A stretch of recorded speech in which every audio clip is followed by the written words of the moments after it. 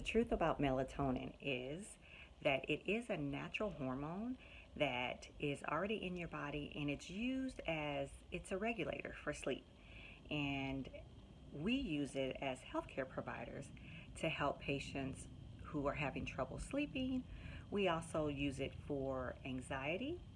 We also can use melatonin for sundowners and our elderly patients.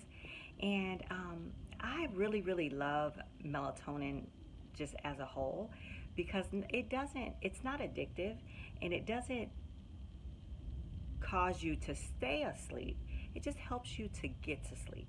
So if you're having issues sleeping, or if you're having trouble falling asleep, get you some melatonin. Start small with half of a milligram, and you can go up to 3 milligrams to help you sleep. Take care, guys.